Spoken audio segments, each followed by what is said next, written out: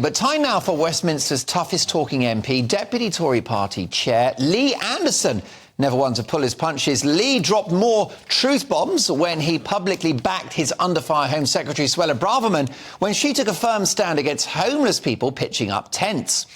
Suella Braverman warned that the behaviour would turn Britain into a lawless liberal hellhole such as San Francisco, Los Angeles or Seattle, where literal tent cities riddled with crime and drug use have made entire neighbourhoods no-go zones. Do we want that for Britain?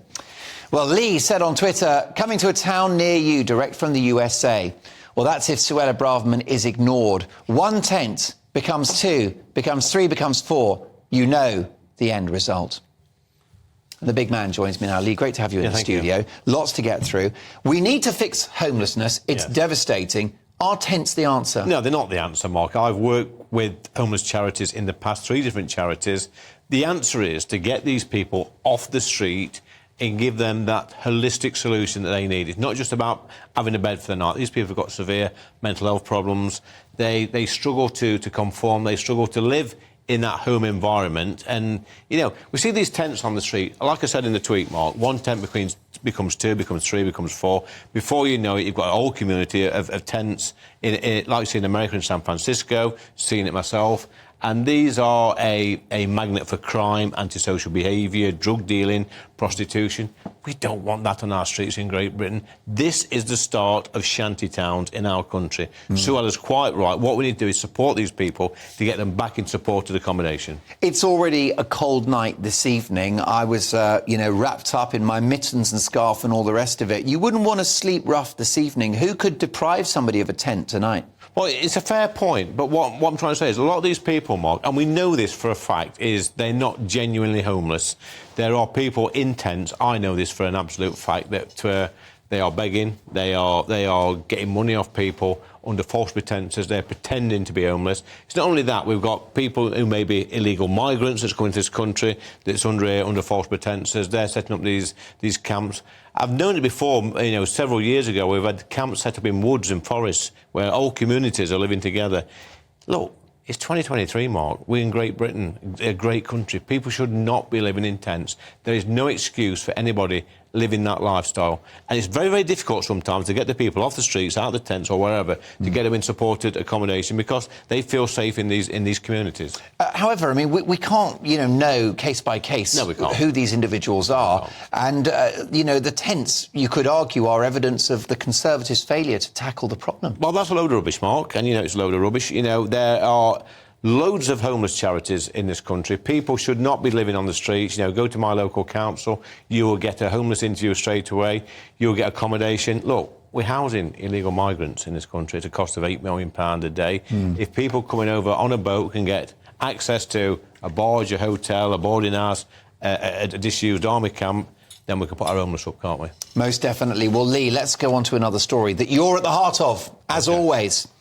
Breaking in the last hour, leaked WhatsApp messages between Lee Anderson, the Deputy Chair of the Tory Party, and Tory colleagues, where Lee lambasted them for publicly criticising the Home Secretary, Suella Braverman. So tell us about this. Do you stand by these messages? Yes, I do. I mean, it's a shame, Mark, that our private messages are out there in the press and in the media. So if they're out there, I can talk about it. Yeah, I mean, who's leaked it? Gove? IDS? I've no David idea. Davis, do you want to name names? I've no idea who leaks these messages. Look, I mean, it's done me no harm, actually. But I'd sooner these messages not be leaked. You don't put anything in a message that you couldn't stand by. You're that kind of guy, aren't you? Yeah, I think so. I think so. But I get a little bit irritated when colleagues, start, putting things on Twitter that's not very nice to our Home Secretary. She's got the toughest job in government, I think, Suella has, and she's been like a breath of fresh air. And, I've always been taught, whatever job I've done throughout my life is when you criticise your colleagues, you do it in private, you don't do it in public. Correct. And in public, you should have a united front, you should stick together. It's like in football, under Ferguson, Manchester United, keep it in the dressing room. Keep it in the dressing room. And,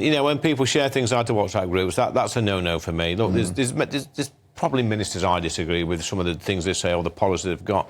I would never criticise them. Is there a certain type of Tory MP that would leak this story? Do you have the measure of who it might be? I've got no idea who it may be. I mean, we've had leaks in the past and, people are no longer in the party, would I say, and the leaks have sort of stopped. You can make your own mind up about that one. Yeah. But, it's mischievous. I don't know what my colleagues are thinking of when they leak stuff to journalists. The two most untrusted professions in this country are politicians and journalists, as you all know. For sure. Mark. So when politicians are leaking stuff to journalists, I just think, why are you doing it?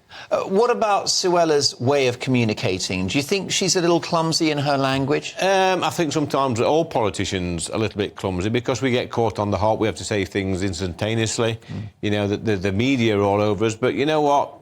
She uses strong language. She uses sometimes salty language. But in the real world, Mark, when you get out of this bubble of politicians and lords and ladies and media and you lot, people want to hear this sort of language. That's straight not talking. That's not offensive on the streets of Ashfield. So can you stand up her suggestion that the illegal migrant crossings are an invasion? Are you comfortable with the suggestion that camping out in a tent is a lifestyle choice? I mean, is that language that Lee Anderson would use? She's right. Because you're a diplomat. You're a gentleman. I'm not a diplomat at all. She's right on the illegal migrants. The homeless stuff, I mean, she's been misquoted on that with it's a lifestyle choice. There is some people deliberately living in tents that's been offered the keys to accommodation. Professional beggars. Professional beggars. Now, if they're offered accommodation and they turn it down, that is a lifestyle choice. End of. OK, all right. Well, listen, there you go. Big news at the BBC, Lee, and I know you're a big, avid listener and viewer to our national broadcaster.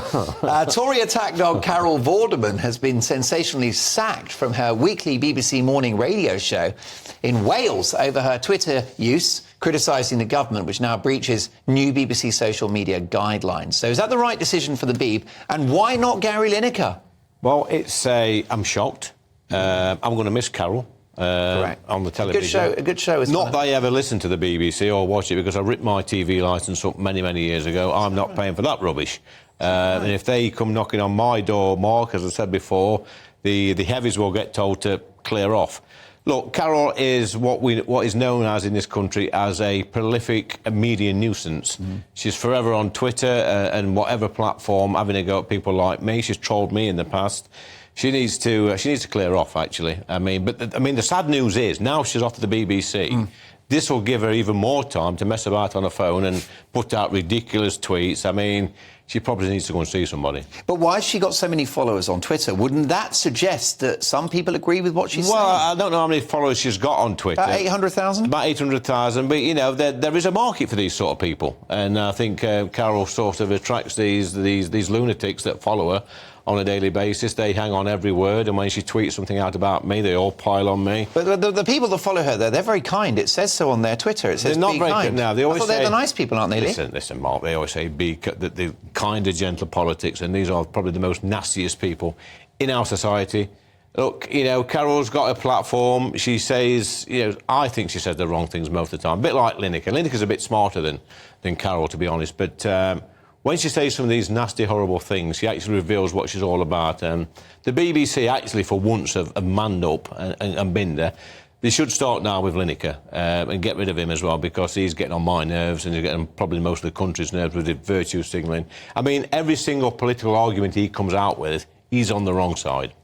When you say that Carol should clear off, I mean, what do you mean by that? Well, I mean, I know she's got a busy private life. I'm not prepared to talk about that live on air. She needs to just shut up and she's get like off. you. She attracts the opposite sex, and that's fair enough. Well, I don't know if I attract the opposite sex or not, Mark. But I think there are the Lee Anderson groupies. They're always hanging around outside here. Well, are they really?